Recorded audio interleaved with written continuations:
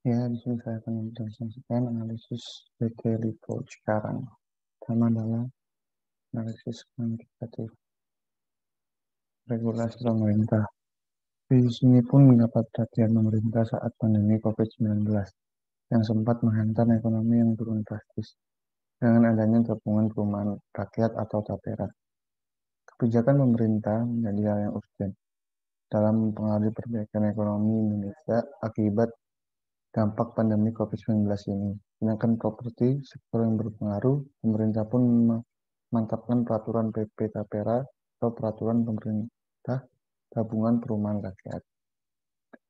Kemudian adalah teknologi. Sektor properti turut merasakan dampak dari perkembangan teknologi digital yang harus berkembang pesat. Pengembang pun dituntut untuk lebih adaptif dan inovatif untuk mengikuti perkembangan yang ada. Menurut Eman, perkembangan teknologi turut mengubah perilaku konsumen, di mana konsumen saat ini lebih cenderung untuk memilih menyewa tempat tinggal sementara ketimbang membeli tempat tinggal tetap. Hal itu dilakukan karena tuntutan pekerjaan dari masyarakat, khususnya dari segmen milenial yang seringkali berpindah-pindah lokasi pekerjaan. Dia menambahkan penyesuaian sudah harus mulai dilakukan para pengembang karena kedepannya segmen milenial merupakan potensi pasar terbesar. Banyak pengembang yang akhirnya melakukan shifting bisnis model dari yang tadinya menjual menjadi menyewakan. Lalu suku bunga. Pengamat properti menyambut baik adanya stimulus penurunan suku bunga acuan dari Bank Indonesia. Hari ini Bank Indonesia memutuskan menurunkan BI 7D Reverse Repo Rate atau B17DRR sebesar 25 bps menjadi 4,5% dari yang sebelumnya sebesar 5%, menyusul fenomena wabah virus corona yang makin meluas. Direktur Eksekutif Indonesia Property Watch atau IPW, Ali Trahanda, mengatakan bahwa stimulus penurunan suku bunga acuan ini setidaknya dapat kembali menggairahkan sektor properti di tahun ini. Persaingan dampak pandemi virus corona menciptakan krisis ekonomi global dan memberikan pengaruh terhadap industri properti di Indonesia. Kebijakan adaptasi kebiasaan baru atau new normal yang ditetapkan pemerintah membuat berbagai sektor perekonomian mulai menggeliat dan perlahan berbenah. Begitupun dengan sektor properti nasional yang menunjukkan harapan baru. Nah, kemudian adalah saya akan menjelaskan analisis kuantitatif. Ya, di sini adalah analisis fundamental dari beberapa perusahaan seperti WSKT, PTPP, Wika, dan sebagainya. Nah, di sini Lipo sekarang fundamentalnya growth-nya 58,6, terus profitnya 66,0, operating profit marginnya 50,7, net profit marginnya 37,6, market capitalisasinya 2,0 T. Rata-rata per 67,9 atau under value. Ini adalah perusahaan-perusahaan cara seperti LPCK, seperti LPKR, MABA, MDLN, MKIP, dan sebagainya. Definisi sales growth menurut Thornton adalah sebagai berikut. Pertumbuhan penjualan mencerminkan manifestasi keberhasilan investasi periode masa lalu dan dapat dijadikan sebagai prediksi pertumbuhan masa yang akan datang. Pertumbuhan penjualan juga merupakan indikator permintaan dan daya saing perusahaan dalam suatu industri. Nah, untuk ranking sales growth-nya itu LPCK itu ada di posisi 3, sebesar 58,6. Gross profit growth perbandingan laba kotor dengan penjualan atau pendapatan yang ada. Nah, di gross profit growth LPCK ini berada di posisi keempat dengan sales growth-nya itu sebesar 66. Lalu operation profit margin, ukuran kemampuan perusahaan untuk meningkatkan laba sebelum bunga dan pajak dibandingkan dengan penjualan yang dicapai perusahaan. Nah, pada operation ini, ranking LPCK itu berada di ranking peringkat 5 dengan besar operasi sebesar 50,7. Lalu net profit margin, perbandingan antara laba bersih dengan penjualan atau pendapatan. Nah, LPCK ini berada di ranking 5 dengan besarnya itu adalah 37,6. Market capitalization, nilai sebuah perusahaan yang dihitung dari jumlah seluruh nilai saham yang beredar. Nah, ranking ini berada di PCK ini berada di ranking ke-15 dengan total 2,0 triliun. PER, besaran angka yang biasa digunakan untuk memprediksi valuasi harga atau suatu saham. Nah, ranking dari LPCK itu berada di ranking 2 dengan besarnya PER sebesar 2,6. BVPS, book value per share, adalah sejumlah rupiah yang jadi milik tiap lembar saham dalam model perusahaan. Nah, dalam BVPS, LPCK berada di peringkat keempat dengan total 4.025,50. PBVIF, price to book value, adalah rasio harga terhadap nilai buku. Biasanya digunakan untuk melihat seberapa besar kelipatan dari nilai pasar saham perusahaan dengan nilai bukunya.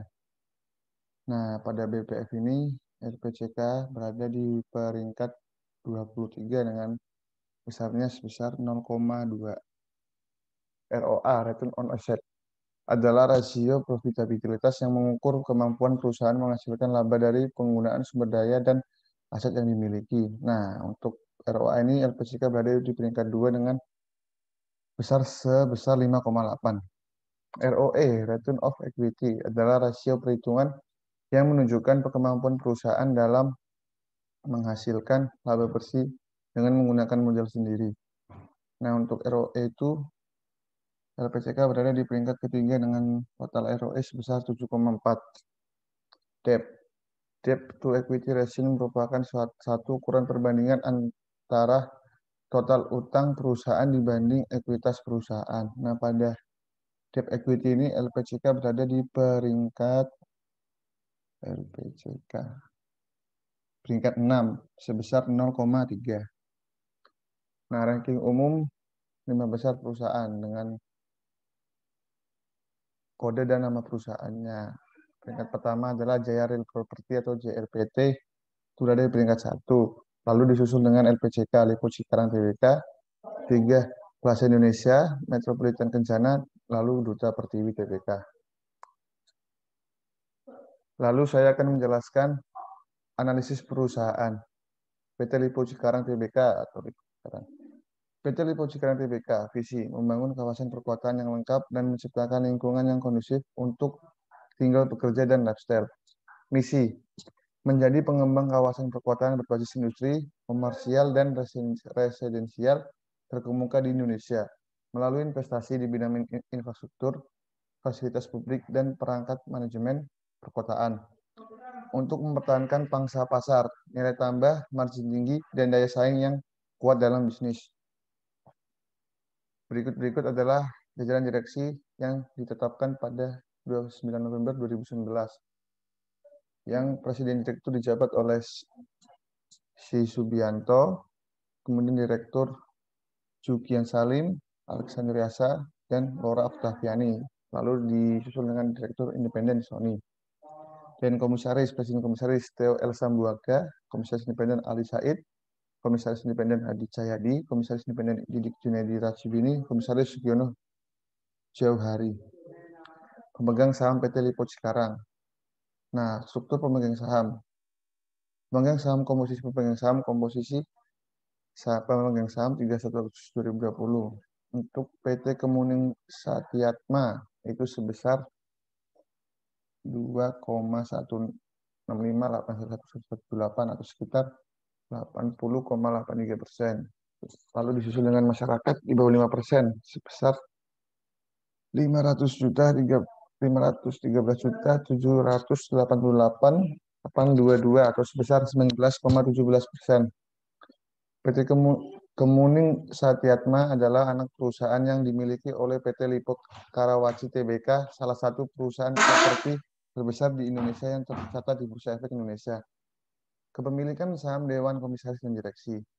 Tidak seorang pun dari anggota Dewan Komisaris maupun direksi memiliki saham perseroan. Nah, berikut adalah pencapaian perusahaan. Pada tahun 95, PT Lipo City Development ditransformasi menjadi PT Lipo Cikarang. Pembangunan Magumi Driving Range seluas 2 hektar. Lalu pada tahun 1997, status Lipo Cikarang diubah menjadi perseroan terbuka bidang usaha real estate, industrial estate, dan pengembangan perkotaan. Pencapaiannya dari 2004 sampai 2006, pembangunan perumahan My Home di Taman Sriwijaya. Lalu pencapaian 2009 sampai 2010 adalah peluncuran klaster Le Jardin di kawasan Elysium Residence, Acacia Garden, dan Eskaston Commercial Center. Pada tahun 1987 sampai 1992, pencapaian Cikabaka Lipo Cikarang PT Desa DKI didirikan di Jakarta bidang usaha, perdagangan, industri, percetakan, perkebunan, dan pemasukan aneka barang.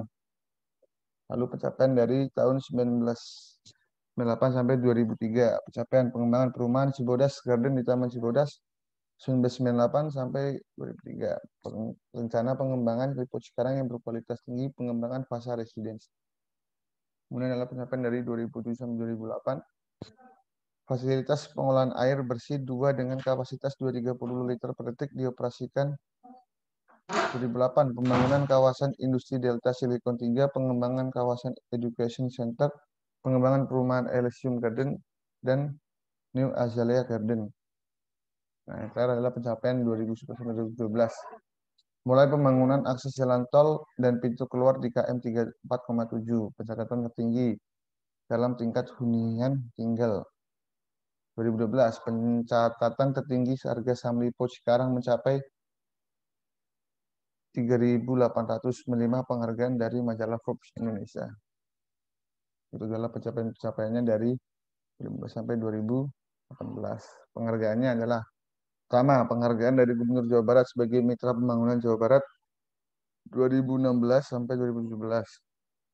Penghargaan Indonesia Green Award 2017 dalam kategori sebagai penyelamatan sumber daya air.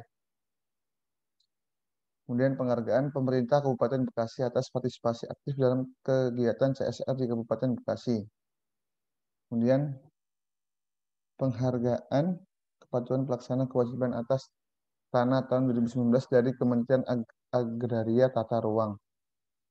Analisis kinerja keuangan PT Lipo Cikarang. Rasio keuangan LPCK. Rasio keuangan PT LPCK ini adalah grafik-grafik dari Lipo Cikarang. Nah, rasio keuangan PT Lipo Cikarang ada perbedaan di setiap submargin yang diperoleh. PT Lipo meningkat di tahun ini dengan pesat berbeda dengan tahun sebelumnya. Nah, berikut adalah tabel return saham pada periode 2014 sampai 2020.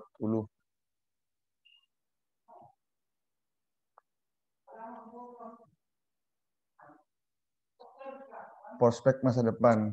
Kinerja PT Lipo Karawaci Tbk atau LPKR tetap kinclong hingga akhir tahun. Menurut laporan keuangan terbaru hingga Oktober, LPKR membukukan pendapatan sebesar 8,58 triliun, lebih stabil jika dibandingkan dengan tahun lalu. Berdasarkan data Bloomberg, margin laba usaha Lipo Karawaci tercatat 5,62% pada kuartal 3 2020, sedangkan di kuartal ketiga 2019 OP yang tercatat minus 10,46%. Margin EBITDA LPKR di kuartal 3 Juni juga tercatat sebesar 38,01%, meningkat bila dibandingkan kuartal ketiga tahun lalu sebesar 37,72%. Anak usaha Lipo Karawaci yakni Lipo Cikarang juga kinerjanya bagus. Selain dilihat dari pertumbuhan pendapatan dan laba, ada peningkatan rasio profitabilitas, baik itu rasio gross profit margin atau GPM, OPM, dan net profit margin atau NPM. Lipo Cikarang melaporkan pertumbuhan pendapatan dari suksesnya pemasaran produk hunian rumah tapak yang terjangkau. dan apartemen Orange County yang terus melanjutkan proses secara terima unit. Karena itu kinerja LPKR dalam jangka panjang akan terus membaik, apalagi jika berhasil menekan beban di kuartal keempat 2020 nanti. Untuk jangka panjang, LPKR juga masih prospektif dengan kekuatan memiliki lahan 1.416 hektar. Analisis teknikal ada dua, yaitu modern dan klasik. Analisis pertama adalah moving average. Bisa dilihat di layar.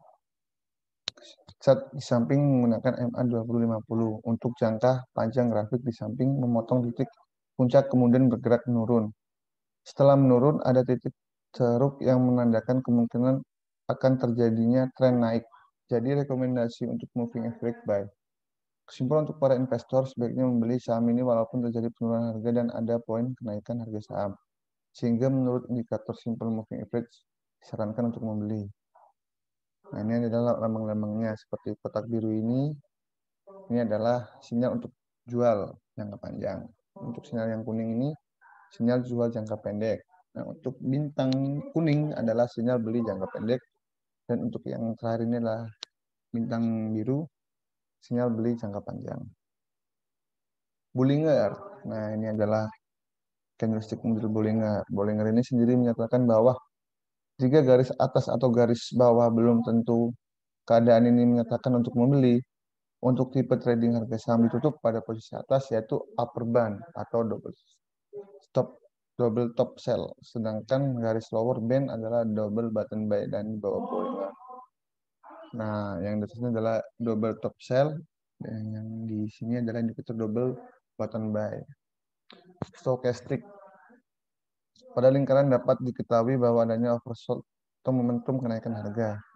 Di range stochastic start sebesar 0 sampai 20 sehingga investor atau trader sebaiknya membeli saham di perusahaan tersebut.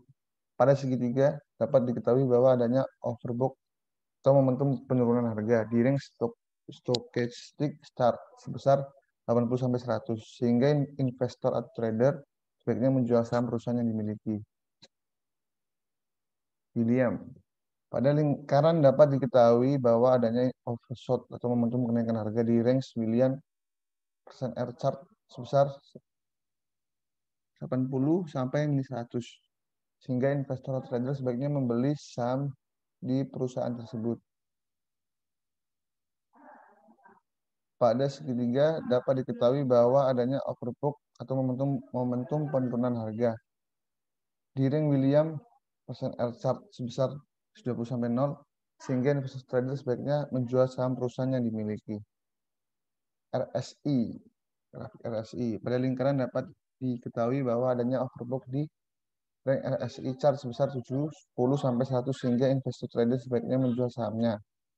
Pada segitiga dapat diketahui bahwa adanya oversold di rank RSI chart sebesar 0 sampai 30 sehingga investor trader sebaiknya membeli saham di perusahaan tersebut.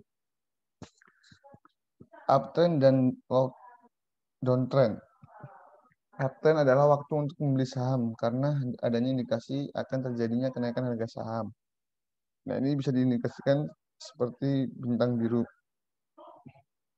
Untuk downtrend adalah waktu untuk menjual saham yang dimiliki karena adanya indikasi bahwa akan terjadi penurunan harga saham. Nah, ini bisa diindikasikan seperti garis segitiga hitam.